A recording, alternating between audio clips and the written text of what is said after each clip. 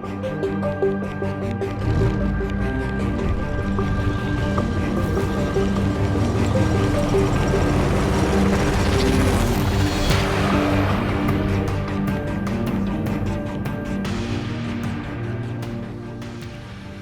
up, guys? Vital Syntax here. We're going to be talking about the Call of Duty Ghost multiplayer. The other day they obviously did the multiplayer reveal, which was live streamed. And if you didn't get a chance to watch it, I'll put a link in the description to the video where you can watch it. It's about an hour long, but it's worth watching if you want to see all of the information that they went over. But my goal in this video is to go over the new changes and things that they covered in that live stream, and then towards the end of the video give you guys my final thoughts and opinions about those changes. So let's go ahead and jump into some of the things that they've updated for Ghost coming from previous Call of Duty games. The first thing I wanted to discuss was the graphics and the visual effects. There's definitely more objects and more detail to the world around you, a higher polygon count, and just in general the detail in the worlds and even the characters themselves has been greatly improved coming from previous Call of Duty games. I don't know if that's going to carry over into the current gen consoles, but definitely on the Xbox One, which is the gameplay that was released in the trailers and stuff that they showed from the event. It definitely looks a lot better. And they also had high resolution textures on top of those objects, on top of those polygon counts that make the worlds look a little bit more gritty and a little bit more realistic. I remember even on the PC version of Black Ops 2, there was a lot of low resolution textures that looked really out of place. But I think the biggest change to the graphics was the lighting. I think they greatly improved on the lighting. It looks more realistic, a lot more dynamic, and it doesn't look quite as static and quite as gray and dirty like a lot of the previous Call of Duty games have looked. Another thing I wanted to point out is that at least on the next-gen consoles, the games will be running at a native 1080p resolution. Obviously, if you're playing on a PC, it's always been able to play at whatever native resolution your monitor is or your system is running at.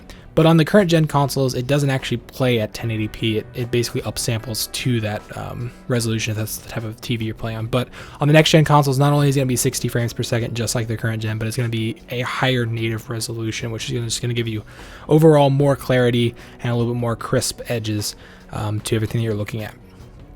Now, the next thing I want to talk about is audio/sound effects. And they talked about some of the new technology that they've incorporated into Ghosts to improve this area. So first thing I wanted to say was that the gun sound effects I thought were slightly improved, especially coming from Modern Warfare 3. I thought Modern Warfare 3 had some of the worst gun sound effects. I mean, Black Ops 2 I think had some slightly better ones, but if you compare it to Modern Warfare 3, Ghosts sounds way better when it comes to the guns, which is a really nice change. But one of the technology that they talked about was dynamic reverb, which is something that a lot of other games have had, but Call of Duty hasn't really featured this in the game, and essentially allows you to go into different areas, and then for the developers to control, let's say you're inside of a carpeted area, or you're inside of a refrigerator, or you're inside of a metal shipping container. Obviously, whenever you fire a weapon or make any type of sound within a certain area, it's going to sound different than it would in other environments. So they allow for dynamic reverb that's going to control how the sound effects sound in different areas of the map, which is a nice upgrade and addition. They've also added locational battle chatter, so now your characters will communicate with other players on your team whenever they spot an enemy. So let's say, for example, you and a couple teammates are holding a capture point, and some teammates are coming behind you into the back door. If you spot the characters coming in through the back door, you don't have to press any buttons to spot them or anything, but dynamically and automatically your character will maybe call out, hey, we've got enemies coming through the back door. That way the people around you, and also you yourself as the player, know kind of what's going on in the world around you, which is I think a nice subtle change to the audio sound effects. Also, they've added what are called reactive emitters, which I think is something that a lot of games have also had in the past, but it's nice to see that Call of Duty's finally catching up in this regard. And that's the type of technology where if you have a grenade go off and let's say there's a chain link fence near the explosion, the blast radius of that explosion is going to allow you to hear a little bit of a rattling of the wire fence, or there's a bunch of other examples that I could give, but it essentially allows for more dynamic audio that's based on environment around you that goes beyond just changing the reverb like I talked about earlier with the dynamic reverb. So some of the things that they've changed as far as gameplay goes is, this is probably the most important aspect. I mean, audio and graphics are obviously a nice change, but it's not the key component of a first-person shooter. The most important thing is gameplay, and they've changed a couple of things that are here that are pretty important. The first one is the movement system. So now you can vault over objects instead of just jumping over it. It allows you to keep your momentum, which is a new addition to the game, whereas in previous Call of Duties, you can basically go from standing still to full sprint almost instantaneously. Now there's a little bit more of a time that it takes to catch up your speed. On top of leaning, or on top of vaulting, you can also lean around corners, and you can also slide from standing to crouched. It's not a dolphin dive, but I think you can also do the slide to prone. I'm not really sure how that's going to work. But yeah, those are some of the changes that they made to the movement system. Another kind of small but really, really cool change that they've made has to do with the sniper scopes. And I think it's probably has to do with any of the other higher magnification scopes, probably anything like a 4x to an 8x sniper scope. And that is double render scopes, which allows you to have peripheral vision while you're using a sniper scope. And there's very few games that actually do this. The only ones that come to mind are Killing Floor and Rising Storm or Red Orchestra 2. A lot of other games don't even do this. Battlefield doesn't even do this, and I don't think Battlefield 4 is going to be doing this either. I mean, it's a very, very small and subtle thing that doesn't really matter, but it's really cool that you can actually see your peripheral vision, and it's not magnified. Only thing that's magnified is you actually looking through the scope. Obviously, kill streaks are a huge component of Call of Duty, and they've made some changes there as well. This is one of my favorite changes. They've added supposedly 20 new kill streaks. But one of the things I like most about this change is they're going to be focusing less on automated kill streaks. Now, I'm not saying that there aren't going to be any choppers, or there aren't going to be any airstrikes, or there aren't going to be any little drones and little vehicles that drive around and kill things for you, but there's going to be less of those. That's one of the things that I like least about Call of Duty, and if they completely fixed it, it would be amazing. And what I mean by that is kill streaks where you get, let's say, 7 kills, you call in an attack chopper, and you don't have to literally do anything, takes no skill whatsoever, and it just automatically gets you more kills. I don't like that. That's really stupid in my eyes. And I hope that they move more and more away from this, and it sounds like they are. An example they gave was the dog. Instead of having the dog kill streak where you call it and they just go around and kill things for you, which I thought was retarded, now it actually follows you around and acts kind of as a close quarters companion. That way you still have to know where to go, and that way you don't have like 10 dogs running around. You just have one that's kind of following you around. It's going to help you out in close quarters situations. I thought it was a nice change. On top of that, they also had the UAV change from being a flying vehicle that goes around the map in circles, and you can shoot down with a stinger, to actually being an object where you place it on the map. That way you can place it down on the map. It's almost like a Tugs from Battlefield 3, but instead of just in a small radius, it does over the whole map like a normal radar does from Call of Duty. And they can destroy that. If the enemy team finds the location of that radar, they can destroy it. So it's a good idea to set it in a safe location, or once you've set it down, then try and control the area around it. But just in general, it sounds like they're doing some really cool things with the kill streaks. Now, we can't talk about gameplay unless we talk about game modes. There's always been a plethora of game modes in Call of Duty, and they're adding a couple new ones. The two ones that they touched on were Cranked and Search and Rescue, and they're kind of alterations of already existing game modes. So Cranked is team deathmatch, but whenever you get a kill, you increase your speed, your reload speed, your movement speed, your ADS speed, all those things.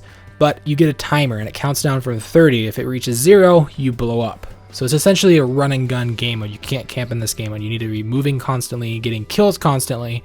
That way you don't blow up with the countdown timer. I think that sounds pretty cool. Sounds like a really adrenaline rushing game mode that's going to put a lot of emphasis on skill and movement. Another one that they talked about was Search and Rescue, which is an alteration of Search and Destroy, and it's kind of mixed with Kill Confirmed, which is a mix on, or a take on Team Deathmatch. So essentially, it's Search and Destroy, but whenever you kill somebody, they drop a dog tag. Whenever you get killed, you drop a dog tag. And if a teammate picks up one of your dog tags, then you come back to life. You essentially get rescued. And if you kill somebody, you want to pick up their dog tag. That way, the enemy team can't rescue their own players. So it's essentially Kill Confirmed meets Search and Destroy.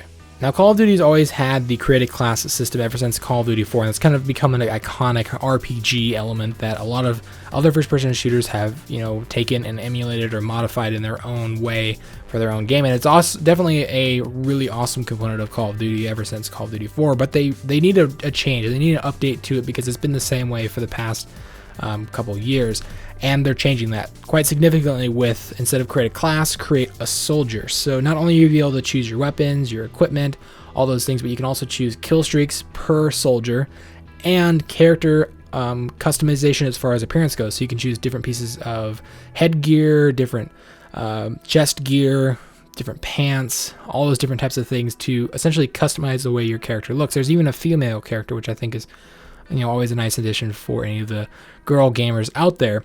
And so there's still 10 prestiges, but the way they do it is you have 10 different characters or 10 different soldiers, so you can prestige each soldier once. So think of it like having classes, but now you can customize the appearance of those classes, and each class can prestige once instead of having like an overall prestige where you just keep prestiging, and you don't lose any of your unlocks when you prestige, which I think is, I don't know how I feel about that, because I like the idea of prestiging and having to go back through the unlock progression. It kind of gives me an incentive to continue to play.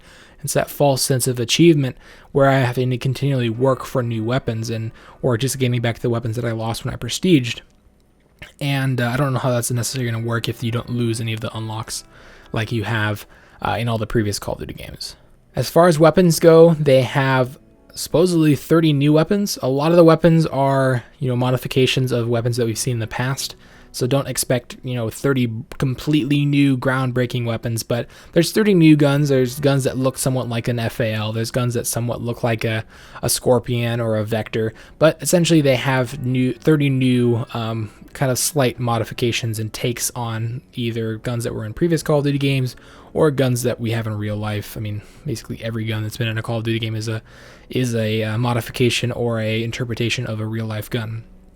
Alright, so let me give you my final thoughts and opinions about all of these new updates and changes. So the first thing I wanted to say is that this is probably the biggest list of changes since Call of Duty 4. I think Call of Duty 4 was a revolutionary change for Call of Duty. They introduced the kill streak system, they introduced the leveling system, they introduced the created class system, and overall Call of Duty 4 was just this huge new innovative change. And ever since then they've had, Modern Warfare, Modern Warfare 2, Modern Warfare 3, the Black Ops series. It's always kind of been the exact same, just slight changes. Now I'm not saying that this is a complete rework, and if they would have done a complete rework, I don't think that would have been very successful, because whether you like it or not, and I don't like it, Call of Duty sells like hotcakes. And if they change the formula too much, people aren't going to buy it, or there's a potential that people won't buy it, and that's not something that they want to risk. So they need to keep it familiar, which is what they're doing, but they've changed it enough that it feels, in my opinion, quite different and quite changed. So I'm looking forward to seeing whether or not those changes and those large list of changes, to be honest, are things that people like or are things that people don't like, because Call of Duty has a lot more to compete with than it ever has in the past. Titanfall is coming out. It's going to be a huge game. Battlefield 4 is coming out. That's going to be a huge game. So I think there's a lot more demand for them to create a really amazing first-person shooter. As far as some of my favorite changes, I would say the four biggest changes that I think are awesome are the graphics, the audio, which are something that have just been so dated in Call of Duty previously, and they're still not like pushing boundaries and even close to pushing boundaries, but they're at least catching up to what they should be, or what's at least minimally expected from a triple A multi-million dollar, even maybe even billion-dollar franchise. That I also like the kill streaks. I like that they're moving away from, or they're hopefully, it sounds like they are moving away from less automated kill streaks, more user control, skill-based kill streaks. And I also like the idea of having dedicated servers, which once again is a rumor, but if it is true, that would be awesome, because I don't know why, but Black Ops 1 they had dedicated servers on the PC, and then Black Ops 2 they didn't, so they kind of went backwards on that.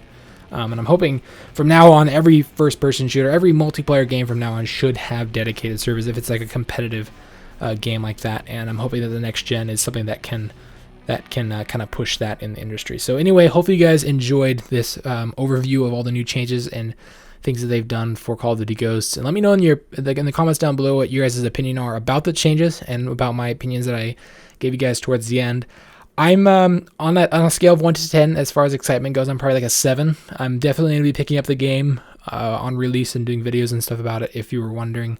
I mean, I've bought every Call of Duty since, and I will say everyone except for Call of Duty Modern Warfare 3 I've played my money's worth. Whether or not I think they're good games and need specific changes, that's a whole nother video. But anyway, hopefully you guys enjoyed it. If you did, feel free to leave a like or a favorite. And if you're new around here, feel free to subscribe because I do videos like this almost every day. Thanks for watching, and I'll see you guys in the next video.